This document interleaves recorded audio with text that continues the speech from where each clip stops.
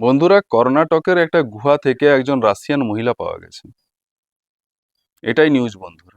জিনিসটা এতখানি আশ্চর্যচকিত যে ইভেন অথরিটি যারা ছিল তারাও এটা কল্পনা করতে পারেন। নিনা কুটিনা নামে এই রাশিয়ান ভদ্রমহিলা 2016 সালে ইন্ডিয়াতে এসেছিলেন। 2017 সালে তার ভিসা এক্সপায়ার হয়ে যায়। সে কিন্তু রাশিয়ায় ফিরে যায়নি। এই ইন্ডিয়াতেই ছিল, কর্ণাটকে এই গুহার মধ্যে।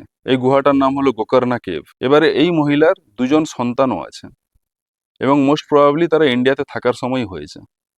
এই দুজন সন্তানকে নিয়ে ওই মহিলা ওই গুহার মধ্যেই ছিলেন। এই সন্তানদেরকে তিনি সুইমিং, সিঙ্গিং সমস্ত কিছুই শিখিয়েছেন। খাওয়ার জিনিসপত্র পাশের গুহা থেকে আনতেন এবং এখানেই বসবাস করতেন টানা 8 বছর। ভাবুন বন্ধু। এবারে ধরা পড়ার পর তার বক্তব্য হলো যে তিনি ন্যাচারাল ভাবে লাইফটা স্পেন্ড করতে চাইছিলেন তার ছেলে মেয়েদের সঙ্গে, আধ্যাত্মিকভাবে জীবনটা বাঁচতে চেয়েছিলেন, এই জন্য এখানে ছিলেন। এরকম অড এবং ইউনিক কেস এর আগে কখনো আমাদের দেশে দেখা যায়নি। এবারে অথরিটির তরফ থেকে ওনাকে গ্রেপ্তার করা হয়েছে এবং খুব তাড়াতাড়ি হয়তো ডিপোর্টেশন করা হবে।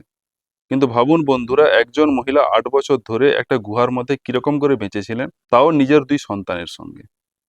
জাস্ট ভাবুন। Thank you.